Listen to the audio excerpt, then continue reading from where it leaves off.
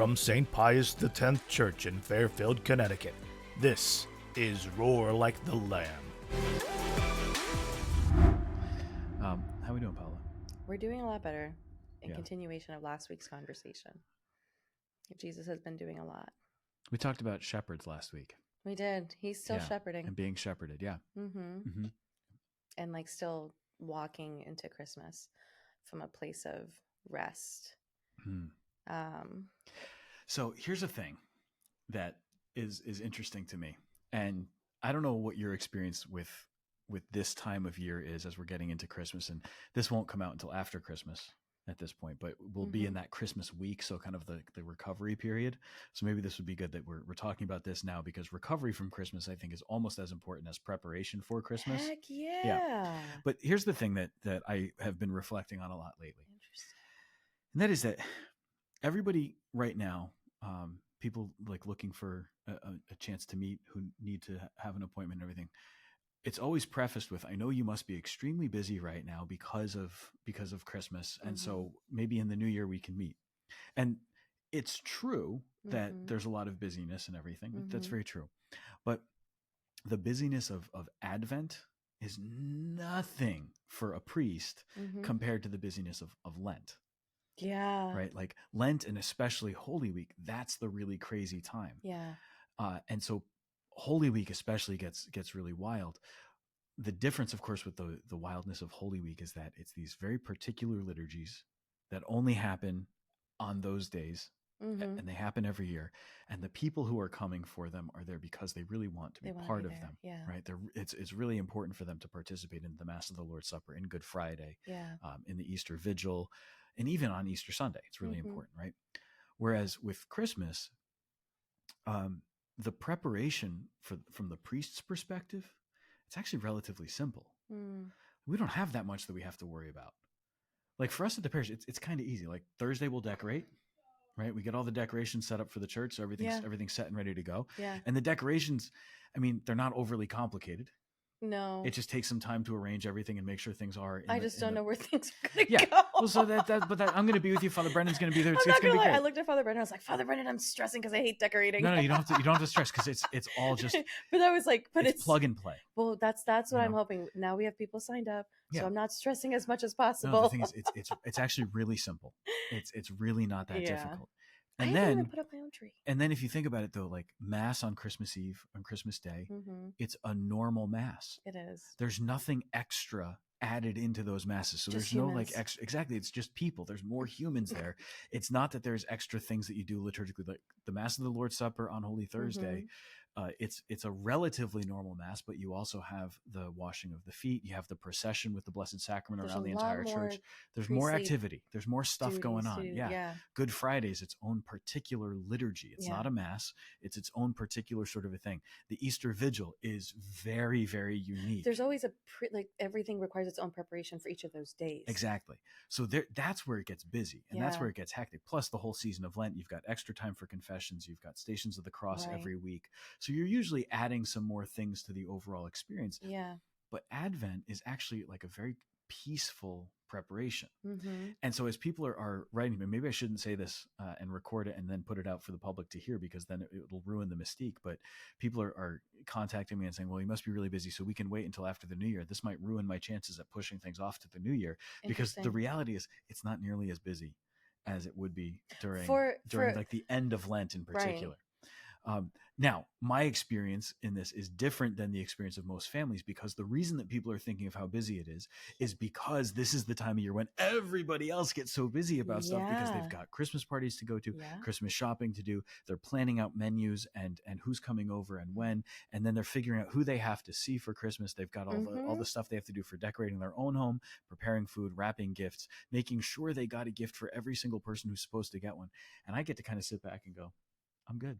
Yeah, what the heck? Like, nobody's looking for Father Sam to drop off a bunch of cookies, Nobody's looking for me to give them like the special cookies that I make, because I don't do that. That your mom makes. Yeah, but you never gift those, because those are yours. No, why would you do that? Those are for me. Exactly. Yeah. I mean, I could re-gift a lot of the cookies Yeah. that get dropped off, but that's Well, not fair either, because then even I would be deprived of more cookies. even on top of that, well, that's true. That's true. Yeah, that would be such a tragedy in your life. I love myself some cookies. I'll be diabetic by the end of the year. Don't worry. Oh, I just moved the camera. My bad. I got the wire. There you go. But so interesting, because on my end, like, this was pretty stressful for me because of the work that I do, which is different, which is like, get those graphics done, get this communication done, plan these weeks in advance, because then you have a week off and then January's here. What are the formation events that you have to put on the calendar? Who's going to do this? Who's going to do that? So it's like, what really is 3 weeks in the office really feels like 2 weeks. Yeah. To try to cram everything in. I think if there's any place where I would share in that sense of like the hecticness of the season, that's it. I don't get busy with the shopping and all the other stuff. In fact, if there's anything I'm doing right now, I'm avoiding Black Rock Turnpike after 4 p.m. It's a safe place after 6. Is it? Okay. I went there last night. Yeah. I went to the paper store and I thought I was going to be like fighting for my life to get a parking space. Not that bad. That's pretty good. 6:30 was nice, actually. Okay. I mean, I try to avoid it in those later afternoon hours. Don't anyway. go down there. No, exactly, because it's just going to be chaos. But I guess I'm thinking of the hecticness. Yeah. Is that a word? We'll make it a word. You okay with that? Yeah, I'm totally. You don't mind? I make words all the time. Okay, as long as we're okay with coining new language here. Listen, good. I speak Spanglish, so like I'm always making up things. But I think the sense of busyness that's kind of all around is typically like the holiday shopping, and so things getting really frazzled and wild. Yeah. Whereas, if we focus more kind of like on what we're doing here, there is a sense of activity, but it's really good because what I like hearing you talk about is the planning. It's the looking ahead. It's not only the immediate stuff that has to get done, which takes care of itself. Like, eventually. Realistically. No, but really truly, like getting stuff ready, getting the church decorated. As an example, that takes care of itself. Right. It happens and it's done, and it's not really all that insane. It gets done. Christmas will take care of itself in many ways. We'll get everything set up as it needs to be set up. We'll take care of all that. It's not something that I worry about. Right. Whereas the fact that the office is going to be closed, that's actually a really good thing to be thinking about. How good to think the office is closed. And I appreciate you keeping this boundary too, by the way, that the office is going to be closed. And so you're not going to come in. No, I'm going to see the Rockettes. Ooh. Yes. Okay. On Friday. Nice. This Friday. Yes, this Friday, because we start being closed this Friday. Yeah, but it's not the same. Starts. It doesn't count until after Christmas, right? Like, I appreciate the sense of we're actually going to take that break. Yeah. So entering into the rest, but taking it in a restful way. In a restful way. I was talking to somebody, I can't think of who it was now, but about, I have that tendency of some workaholism. You do? Yeah. I'm kidding. It's there. It's present sometimes in certain things. And unfortunately, I think I have been a bad influence on some of my staff members in that way as well. No, it's okay. Because we also have issues. So. Yeah, we all have issues. We're all acting out of so our keep in mind, need to be saviors. No, this is one of the things I like, because remember, we're like the lamb. Part of it is that we can discuss parish ministry stuff. Yeah. Part of the purpose of this podcast is for us to talk through that and maybe to identify with some of the folks who are also working in a similar capacity, and so to help them kind of understand it. How's your safer complex happening going? Or how's your safer complex at this time of year? How's that working out for you? How's it going? How are we doing there? Yeah. Are you surviving? Yeah, but it's a real thing. It's something that we should pay attention to. But what I'm seeing there is, like the looking ahead, but also recognizing where it's necessary to pause. And I was talking to somebody today about this idea of that rest, and also balancing that tendency towards a lot of work. And the last 2 nights, you know what I have had that I've had to do after 5:30 p.m.? Nothing. I was thinking about that last night, because I came and prayed at around like 6:30, and I was like, oh, it's quiet. I really hope they're resting up there. Yeah. I've had 2 consecutive nights where I didn't have evening meetings or appointments or anything like that. That's nice. It's been great. I spent those 2 nights reading. That's really nice. And reading a book that has nothing to do with priestly ministry, theology, or anything else. Just for fun. I mean, it's kind of a history book, but It's fun for you. It's fun That's for all me. that matters. It's fun. It's fun reading. Like, it's cool. And it's not a Catholic book either. That's the other thing. That's Yeah. huge. I've like really branched. I have a book waiting for me. I'm really excited. It's about buffalo. Bison, the American bison. I'm really excited about this book. I know it sounds weird. I am super excited to read this book. When you go to Montana again this summer, you're like, guys, I know all these things about buffalo now. The American West holds a tremendous fascination in my heart. I won't lie. Like, I'm kind of a nerd about that stuff. I get really excited talking about it and reading about it. So anyway, I like that you had that though, because I realized yesterday in particular, I realized that I needed that slower pace because we're going to have a very occupied and like marathon type of a weekend. Yeah, you are. Now, I think that, and I'm grateful to the folks in the parish here for being understanding, like that the fourth Sunday of Advent is also Christmas Eve, makes for a unique time, right? So unique. First of all, we've had very few questions from people about what this means. Everybody seems to understand and to get it. And your graphic that you made is super helpful. Hey, trying to help people out there. But that's just it. Like, actually, a guy told me, he's not from the parish, but he was here for the Christmas pageant. And he said he looked at our bulletin and he saw the graphic and he said, that is the best explanation and the clearest way that I've seen everything phrased. Awesome. And so he was very grateful for it, even though he already knew what he had to do and understood perfectly well. Yeah. Well, because there's an anxiety attached to it. Yeah. So when you lay it out, what did Julie Finneran post on Facebook? She commented, she goes, oh, it's like choose your own adventure. Yeah. And I died. Yeah, that was great. I was like, yeah, choose your own adventure. So, for sure, it's going to be long. Yeah, there's a lot of hours there. There's a lot of mood. But even that, it's like it's the fourth Sunday of Advent Mass, and then we're done, and then we shift to Christmas Eve. We do Christmas Eve, and then we have Christmas Day. It's very logical, and so in that way, it's actually a very easy transition. Yeah. This is not something that's overly challenging or painful or anything, but because of the length, so eliminating one Mass Sunday morning and moving that to Saturday night, so that we would have a little bit more time to just be human. I'm really grateful that people accepted that and received it really, really well. Yeah. That's a kindness, right? Yeah.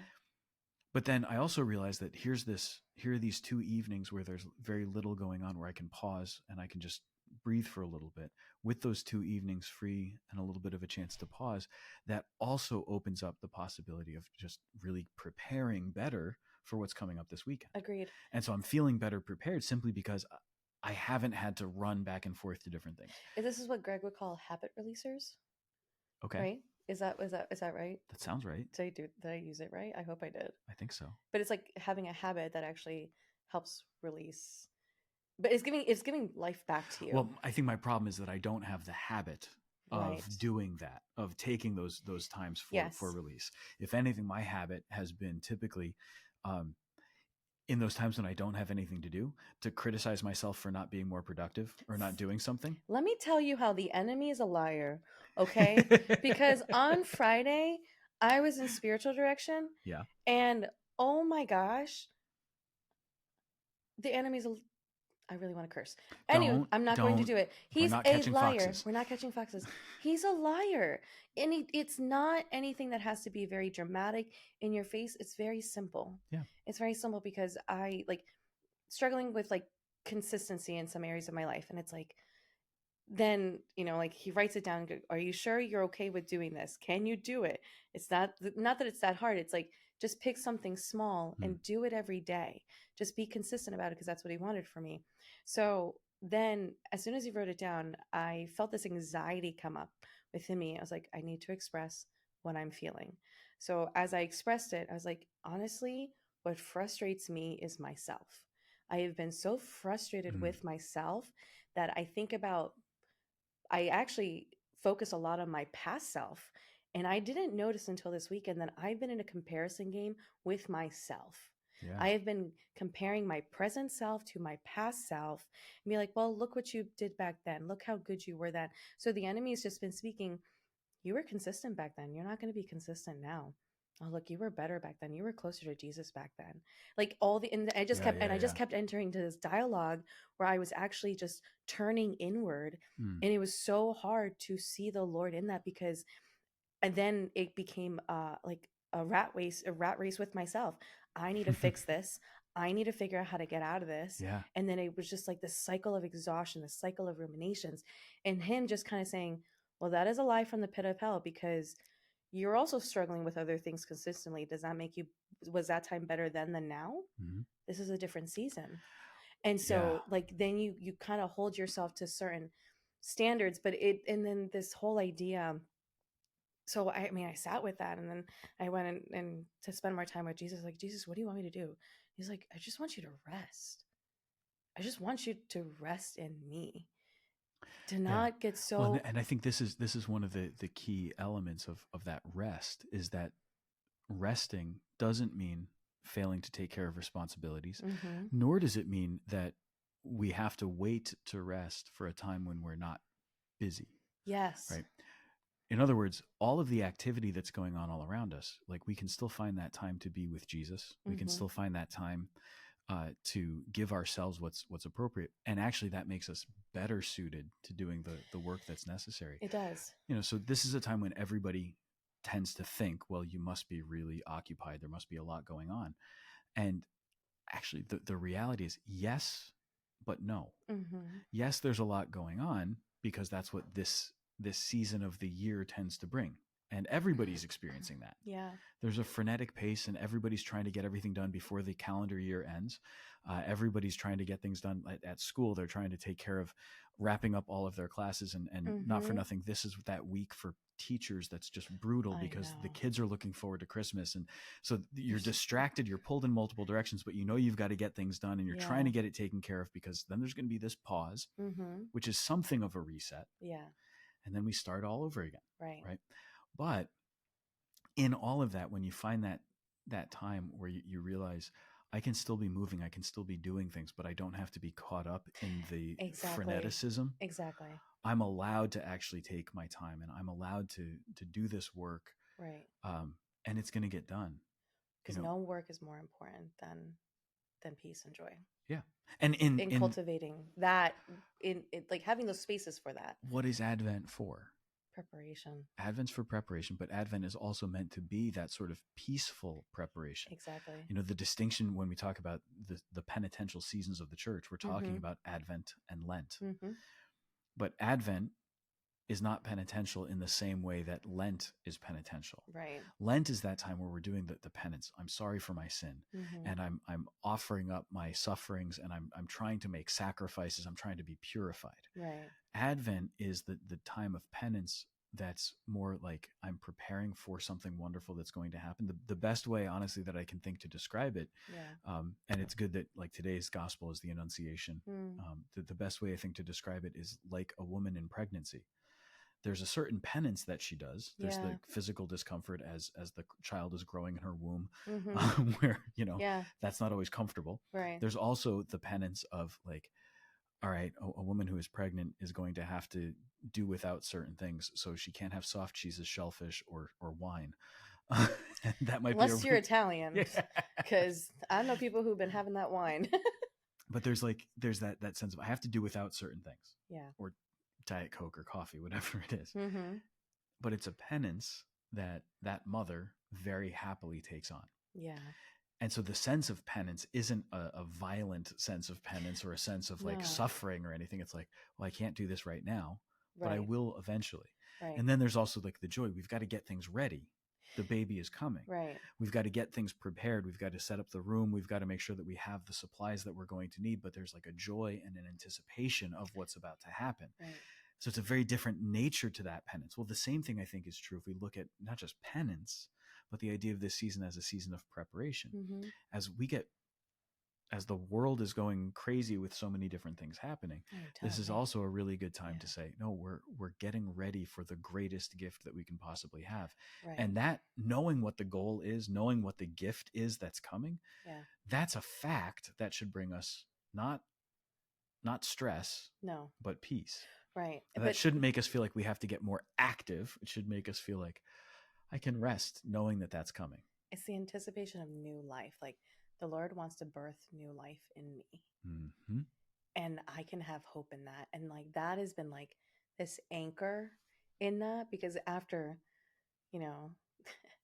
that like lie was told and just like revealed, I left that time, I left that direction with more hope, with more excitement, but also with like this peaceful approach towards myself to actually allow God in more. Because otherwise you kind of get closed off, or you push other people away depending on how you're feeling that day. And so, but to be actually able to rest in the hope that God wants to birth new life in me. That's what he wants to do so desperately. And yes, at the time that he came, it was all, you know, noisy, and there were a lot of things happening that was just messy and ugly. And he still came, but he came peacefully. He came quietly. And there's something to that. Um, I can't wait for Christmas. Christmas is fun. And we get to do it for 12 days, which is great. So the 12 Days of Christmas, right? You know the song? Yeah. Yeah. It's on the radio a lot. Partridge in a Pear Tree, Two Turtle Doves and everything. Yeah. Yeah. You know they're all birds? Wait, what? Yeah. Every single one of those is a reference to a bird. Does Julie know this? Like apparently even like the 5 golden rings, Is it a bird with 5 golden rings on its neck? Something like that. Yeah. What? Yeah. So like they're all slang terms or nicknames for various types of birds. So you get the partridge and the 2 turtle doves and the French hens. The 3 French hens. Wow. 4 singing birds or whatever it is. Anyway, whatever it is, it's all birds. What? The whole song.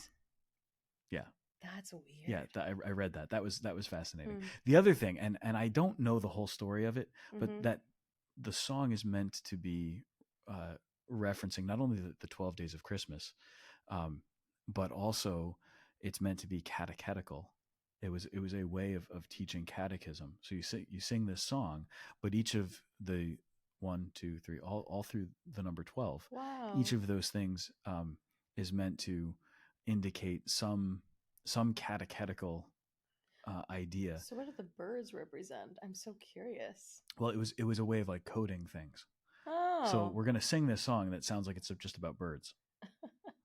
and here's the lavishness of my giving is I'm just going to keep giving you, at the end of the day, it's like hundreds of birds. Yeah, it's a lot of birds. You know? Because for each day, there's also like on the first day, my true love gave me a partridge in a pear tree. Right. On the second day, it was 2 turtle doves and a partridge in a pear tree. Oh my gosh. So there was another partridge. So at the end of the day, at the end of the whole thing, you have 12 partridges, right? You have 24 turtle doves, and you just keep multiplying from there, and it's a bit much. It's just a bit much. That is a lot. I did have another. But it's supposed to be catechetical, so that it was a way to secretly catechize in the English church at a time when Catholicism in England had been outlawed. Because the English had this thing, especially after Henry VIII, where they loved outlawing Catholicism, both in England and in Ireland in particular. A lot of the persecution of the church in Ireland was because the English were in charge in Ireland. And, caused a lot of issues. Oh, yeah. A whole bunch. Yeah. That's interesting. Yeah. Well, that was a fun fact. The 12 Days of Christmas is actually a recusant hymn for those who refuse to I'm going to do more research about this now. Yeah. But I did have another thought. Okay. That has to kind of like, It's not about Christmas carols? No, it's not. Do you have a favorite Christmas carol? I'm sorry, I'm going to interrupt you. Do you have a favorite Christmas carol? I'm afraid I'm going to forget this thought because I forgot it at like okay, 5 go ahead. minutes ago. All right, we'll come back. So we'll come back to that. My thought was, no, like genuinely, like I was going to say something. I'm a terrible and then I forgot it. I was like, oh crap. Okay, go ahead, say it. So what I was going to say, going back to this idea of rest, it made me think about how religious life, how they schedule their daily life. And it made me think about the time that I went on a discernment retreat for the sisters. That was like 2014. It was a long time ago. The schedule was packed from morning till night. It was packed, but it was purposeful. Though the schedule was packed, it was the most restful I have felt. And I found myself thinking about that this week, is how can I implement kind of, it's not going to be the same schedule, but There was always a time set aside for meals in a particular place, a time set for prayer in a particular place, a time set for leisure and recreation in a particular place, and a time set for work in a particular place. So everything has its place, its time, and its purpose. Mm-hmm. Why am I so exhausted? Is because I don't keep good boundaries about that. Yeah. Sometimes they're overlapping, Yeah. and you can't make this distinction between how I'm supposed to be in here. Well, I'm so worried about what I'm supposed to be doing in this because I'm doing it at the same time, but I'm actually not doing it well. I'm not doing it excellently, and I'm actually not leaving restful.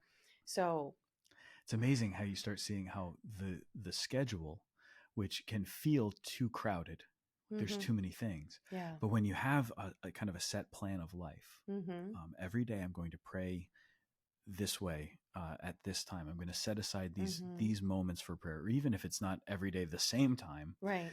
If you know that you've got it built into your schedule, this time for prayer, this time for recreation and rest, this time to eat and where I'm going to eat, this time for work, for study, whatever it is, like when it's laid out for you, it actually helps you to thrive.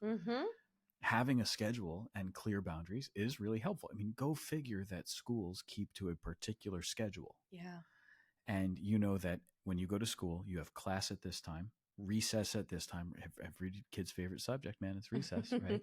You have lunch at this time. There's these breaks in the day. There's a way that it's structured. Yeah. And that gives order to what the day is going to be. Right. And when we have order and structure, it's not only children who thrive on order and structure. It's us. Children really do thrive on order and structure, but we do also. Now, that doesn't mean we can't be flexible. Right. Right. When we can have the attitude, especially in the life of ministry, we are required to have flexibility. I need to be able to drop whatever I'm doing because a phone call comes in for something important. I need to be able to have an appointment run a little bit late just in case somebody needs more time. Right. But if I can structure things, if I can have everything in good order, then in those moments when things start to get hectic, it's actually the structure that keeps me grounded. Yes. And helps me to know that I'm doing what I'm supposed to do. If I have no structure to my day, then I'm trying constantly, I'm using mental energy and emotional energy to try to figure out what I'm supposed to be doing. And just to keep up. Yeah. Or exactly, I'm putting things off because I don't have a place where that can fit in my life. Yeah. And that ends up being something that's now piled up. Right. A burden that has grown much bigger than it needs to. But if I can structure things pretty well, I can work in a very efficient, orderly way and feel much less stress and fear about things. Now, I don't know about you. I don't lose sleep. You don't lose sleep? What does that mean? I mean, I don't lose sleep. Like you sleep an adequate amount? I don't. There are times there are times when maybe like I have a hard time sleeping. Okay. That happens occasionally. But you know, there are people who with the stuff going on, they get real stressed and then they can't sleep because they're ruminating. And so they end up staying awake and then they're not getting the rest that they need. God has given me this grace where 9:30, 10 o'clock, okay, I'm done. Wow. And I sleep. I grind my teeth like crazy, so I have to wear a mouth guard and everything because otherwise, like, my whole jaw is going to hurt. But like, I sleep. And so I'm able to get that, to get that rest. That to me is one of the great gifts that I have. That's a huge gift. It's an enormous gift. And it makes me appreciate even more my friends who are married with children, because they often don't get to sleep through the night. No. Did you hear about the Order of Sisters and Norbertine Sisters? So there's a woman, Leanne Brown. She has her own like Catholic art Instagram, beautiful things. And she was at a particular mass with Norbertines, and in a conversation with one of the sisters revealed that at midnight they do a specific holy hour with 4 mothers so that they stay up with the mothers who are up in the middle of the night taking care of their children. I like that. And it's so like they're joining their motherhood. So this is precisely why Yeah. my hour in the Adoration Chapel is 3 a.m. It's because I know that I don't have the opportunity otherwise to get up in the middle of the night. Right. To make a sacrifice. Unless I'm cooking bacon and the fire alarm goes off, Right. and you have to go across the street Exactly. at 2:30 in the morning. But we don't need to worry about that. Like why you need to be cooking bacon at 2:30 in the morning in and the getting parish ready center for Mardi kitchen. Gras, Yeah, pancake dinner. exactly. Come on now. Stories of the past. We've been doing this a long time, Paula, and it's great.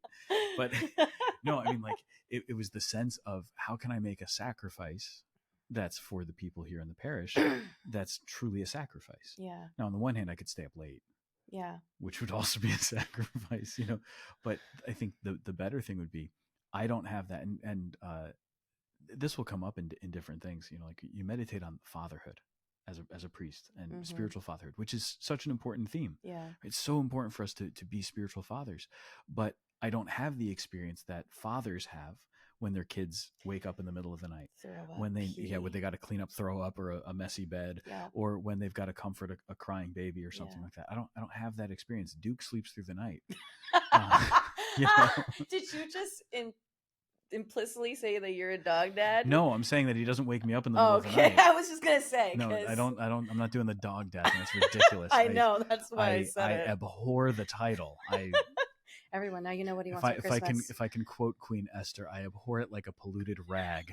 That's how I feel about the title dog parent in general. No, my dog is not my child. He's a dog, but he sleeps through the night. That's incredible. And so he doesn't wake me up, and it's easy, right? Which means that I don't have interrupted sleep. But if once a week I can interrupt that sleep to come and pray, and to just allow the interruption to be, first of all, a gift to the Lord, to allow the interruption to be something, then I can, it's a good thing. Now, that doesn't mean everybody has to allow their sleep to be interrupted for the sake of prayer, because there's a lot of people who their sleep is interrupted naturally by children. Yeah. Right? So that's fine too. Nothing wrong with that. But this sense of like ordering our lives in such a way that we can do this, and then to add in something like that, I'll interrupt this. And that helps me to identify with the people who are ordering their lives, but who also have to be flexible. Right. They have to be flexible. One thing I see, and this is a thing I think I really admire with families. When I look at families, and I know a lot of people, when you start talking about their family life, will say, oh, it's not like that. And it's way more stressful and crazy. And it's not that idyllic. It's not that perfect. And I understand that. Right. I look at a lot of families and I see how they're bouncing from thing to thing. So drop the kids off at school, pick them up, and they've got to go to this practice, to that practice. Mom and dad have these meetings that they have to be part of. There's these volunteer organizations that they work with. All the different stuff that they're doing, that's actually part of the structure of their lives. Getting the kids to this lesson, to this practice, getting the kids to this activity, and then still finding that space where they can do things together as a family. That's part of the structure of their life. And I know it can feel frenetic to a lot of them. And I know that it can be sometimes a source of stress. And like, how are we going to we've got multiple kids who need to be at multiple locations at the same time. How are we going to arrange for transportation and all of that? Totally get it. Right. But even with all of that, what I see is just so often this beautiful gift in which they're making time, especially when you've got these families showing up for stuff here at the parish, showing up for mass, showing up for religious ed, showing up for different small groups, making time to come into the adoration chapel. Like what you see then is that they're allowing their faith to also be a part of everything that they do and a part of that structure of life. And when their life is structured, what happens? There's not so much the sense of stressful busyness, even though it's still present. I'm not denying that people still feel stressed and busy, right? But it becomes this is part of our life. This is part of what we do, part of how we handle things. And I don't know about you, but for me, that's also like an inspiration for continuing on and doing the things that are necessary, and also getting a better handle on the orderliness of my own self and my own life. If I can't be orderly, well, what am I doing for the people? How are you giving your best self? So I got to be orderly so that I can give the best to them. No, that's all really good. I like this, because I'm asking myself that question because this happened a couple of weeks ago. I was so anxious. I didn't go to bed until 2 a.m. every day that week. Like it was actually really bad a couple of weeks ago. And I was like, this isn't good. That's not good. No, it's not. I want you to sleep. I know, but I'm also fighting with myself because I'm a night owl, or like it. Yeah. So, and it depends on what's happening. Like if I'm here really late, or sometimes I'll like pick up a lot of like babysitting gigs, so I'll stay up really late. But then I have to do homework, and then I have to like do. So then I've been recognizing how much I can say yes to a lot of things, but then I'm not doing the things that are actually good for me. Yeah, that ends up being activism instead of activity. Mm-hmm. Mm-hmm. So I'm saying yes to lots of different things. Yeah. Because, well, that's like a people pleasing part. Yeah. I mean, and then there's parts within me that are avoidant. Mm-hmm. So like I'll avoid doing certain things, and then it'll prolong. Then I have my ADD, which doesn't help, because then it's like I should have been doing this, but then I was doing this, but then it creates like the cycle of frustration with myself. And if then I can add lots of things to the calendar and lots of activities that I have to do, I can also then avoid doing the things that are necessary or the things that I'm less comfortable with. Exactly. Yeah. So this whole like Advent, Christmas into New Year, the graces that I've been receiving to really ask myself, how am I living my daily life in a way that God designed it? Mm-hmm. Which made me reflect on how religious life orders their life, their day to day. And I remember thinking to myself, I remember going on that retreat, and though I had received the answer that the Lord wasn't calling me to religious life during that time, I knew this is something that I need to implement in my daily life, because their way of living is not mutually exclusive from mine. Like I can learn from that, I can adapt it, and I need to do that. But then I have things within me that keep me anxious from actually actively doing and choosing that which is better for me. So I have to understand what that anxiety is. And so part of that is like, well, where is that coming from? Well, why is that there? Or the surprise, I didn't know I was that anxious. I didn't know I was that avoidant. I didn't know that I choose these things to numb myself from keeping me from either like it's going to keep me from prayer, from doing this thing that'll actually help me either physically, emotionally, or mentally. And it's just, and so it becomes all of that. Then you take on, why is this so stressful at the same time in this season of I mean, at least for families, when you're like, yeah, you have to do this, you have to do that, partly because we aren't really taking care of ourselves. Mm-hmm. And when that isn't happening, and it's so easy to just go and take care of other people, and like, well, did you do that? Did you get that? Reserve this space. Did you organize this? It catches up. But then you're just like exhausted, and you're like, and then Jesus like, I don't want this for you. Like, it's okay to say no to certain things, to take a step back, to really begin to set those boundaries. And like, again, like I'm going back to like the way that religious live, like there are healthy boundaries that are there. Like we can have those boundaries, like I'm really speaking for myself. Like, it's okay if you say no. It's okay if someone's upset with you. That's fine. It's not the end of the world. Yeah. But that's part of me. What keeps me in this place is like the people pleasing, or like the worry about the future. So I need to like procure things, and then now I'm living outside. I'm living so much again in the past or in the future that I'm not in the now. And God is what? God is an eternal now. Though He's outside of time and space, He is always present and unchanging and always here. Yeah. And so where does the enemy want me? The enemy wants me in the future, wants me in the past, but doesn't want me in the eternal now, present to the ever-present God. Yeah. And if that's not what Christmas is, like God is coming into my life presently at this moment. Yeah. Despite everything. Into time. The God who is outside of time and space. Is coming into time. Exactly. To disrupt the way that I'm living. Right. All the other patterns. All the other patterns. Right on. Like He is disrupting. Yeah. Like I'm going to change the future from this point on. And I'm also going to like impact the way that you see the past now. It's like, I'm coming right here, right now. And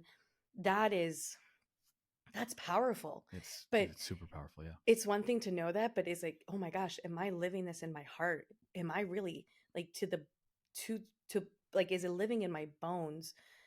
Like this reality, this is what God came to do for me. Mm-hmm. That should change me.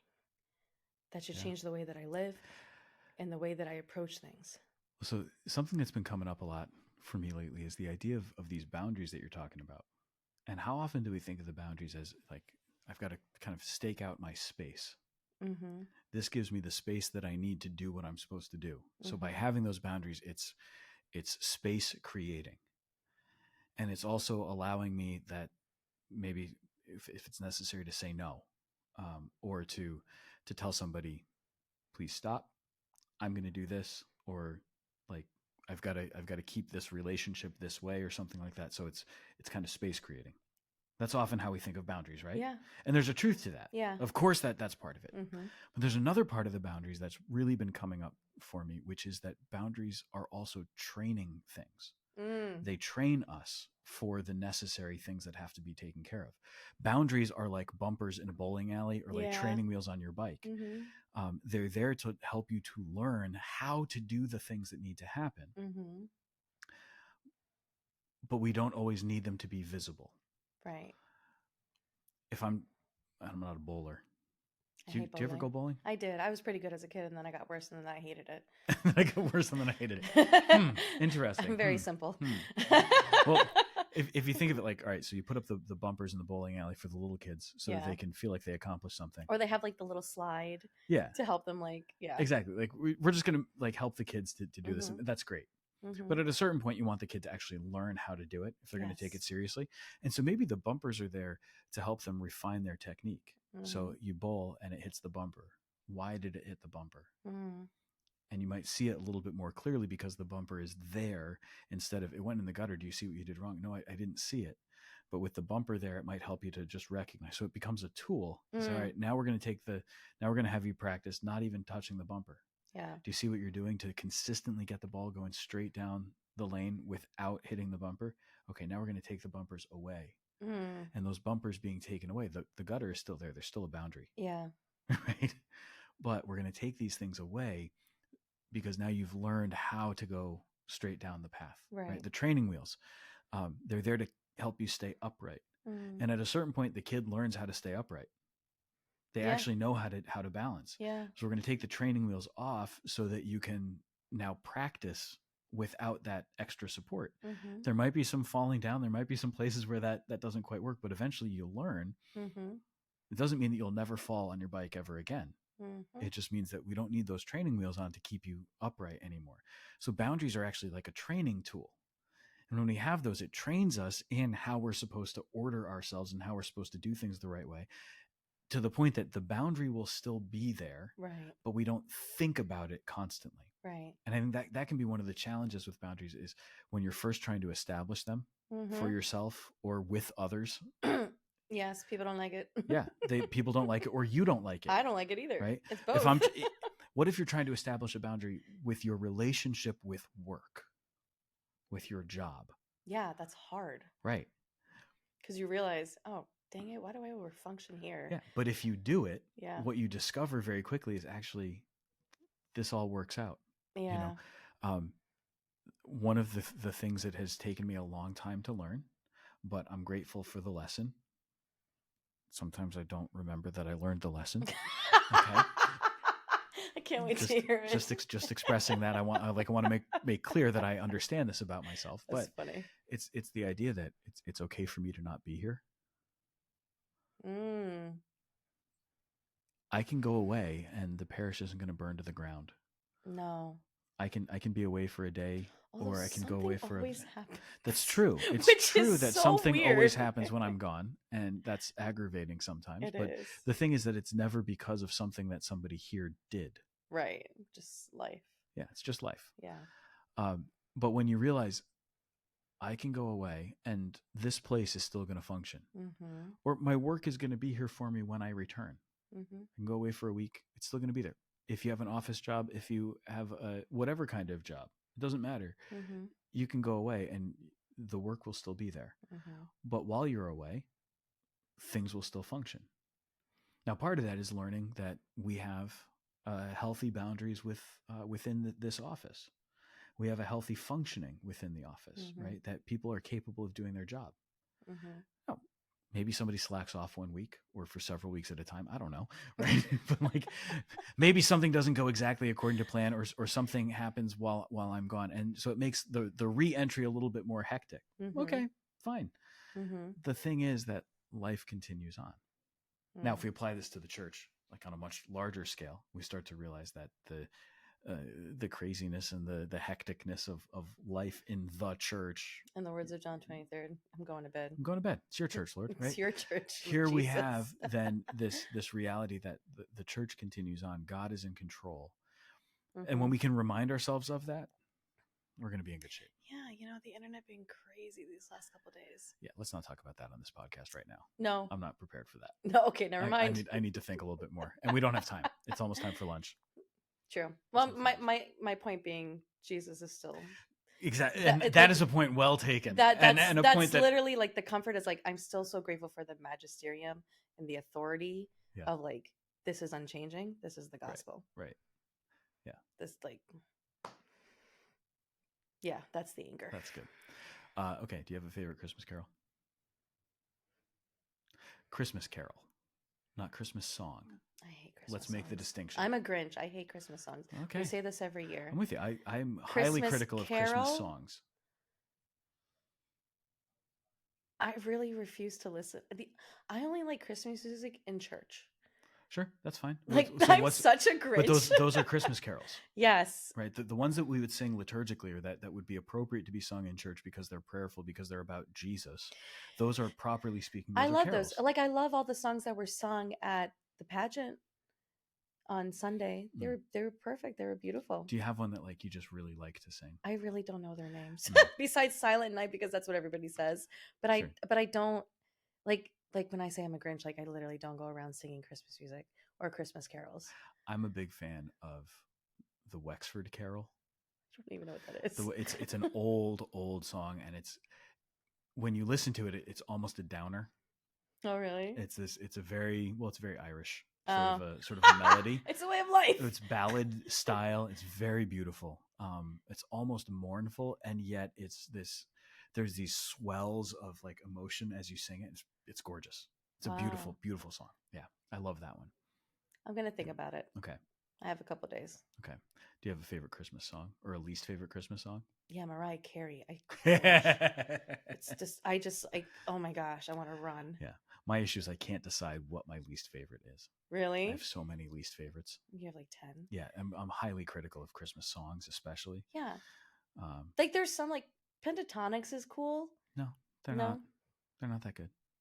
Well, they're like, I mean, the problem is, look, every group that tries to make a cappella singing a thing ends up doing a Christmas album, and that's the thing that everybody cares about is their Christmas album. Nobody cares about a cappella music outside of Christmas time. Unless you're in a college a cappella group, nobody cares. You're totally right.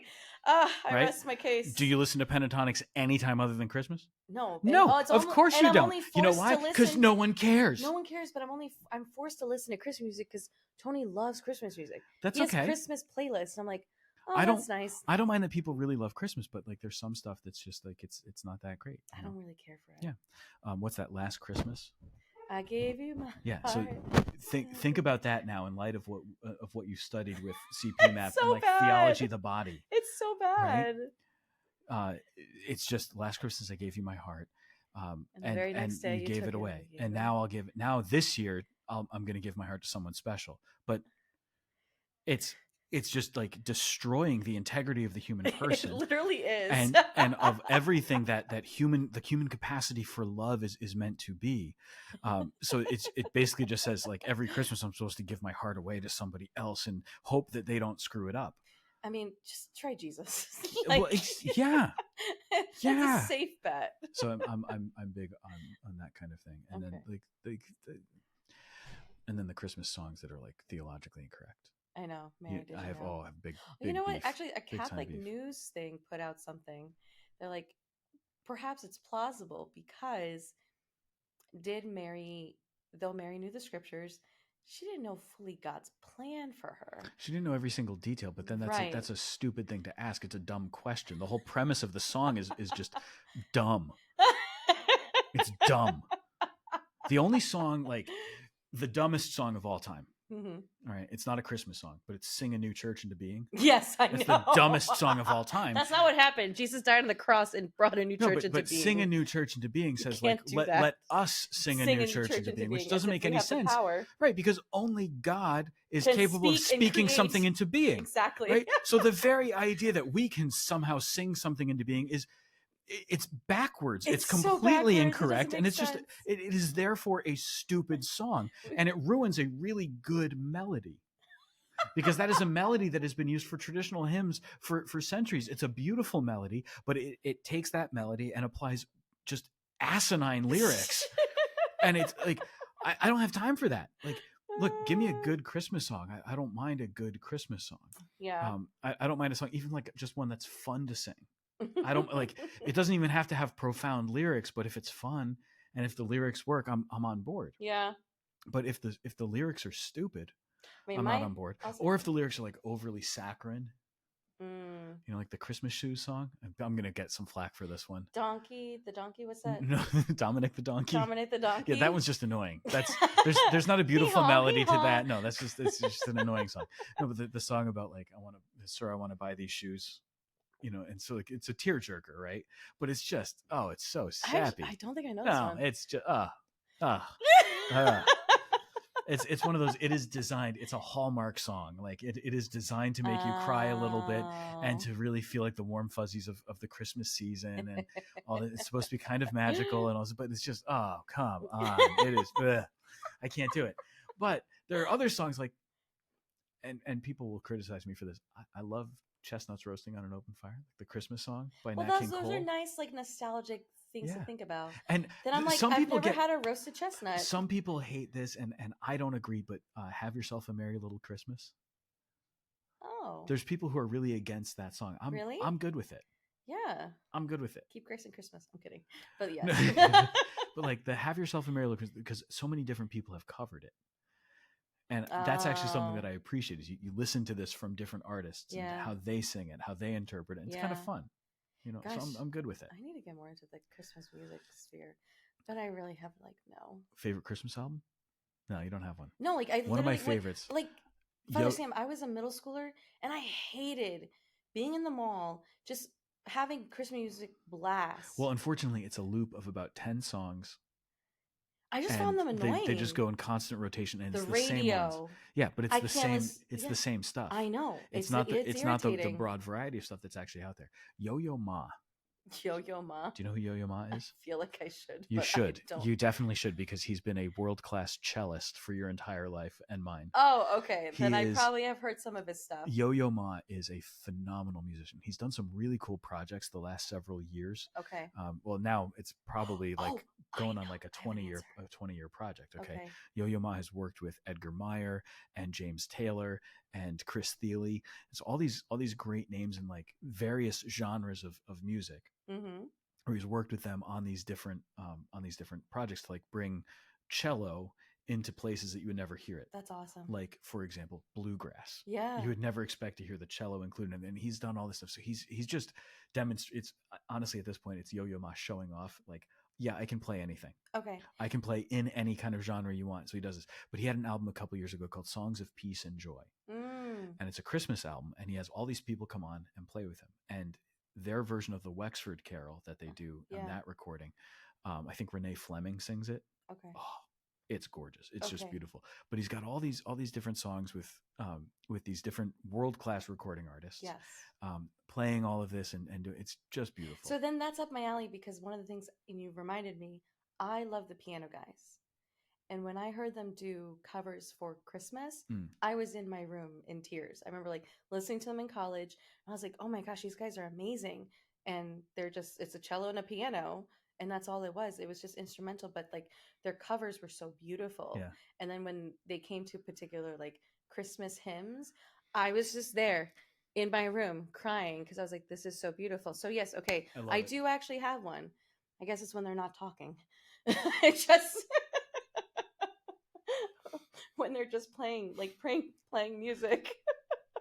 Friends of mine gave me a CD once of Venezuelan Christmas songs. Oh, mi burrito sabanero y camino de Belén. Yeah. Oh, yes. Tuki, tuki, tuki, tuki. I mean, we have our own version of Dominic the Donkey. Yeah. Like, I think why do I forget that? No, at some point, everybody's got a song about a donkey, or like some animal doing something. It's great, you know. So true. Yeah, the Little Drummer Boy is the one that always just confuses me. Like, I never understood it. Who lets a kid play a drum for a baby? That's just it's like not what Mary would have wanted. Let's assault the ears of this newborn. That sounds like a good idea. Come on, let's make loud noises which could potentially damage the hearing of this child for permanently. What the heck? Look, Our Lady was perfect in her motherhood. She understood how to be a mother. There's no way that kid was getting anywhere near her baby with a drum. So it's theologically inaccurate and therefore offensive to Catholic morals and sensibilities. Not triggered at all. That was good. And that's how we're going to close. Great. Thanks, Paula. Merry Christmas. Merry Christmas, Father Sam. Merry Christmas to everyone.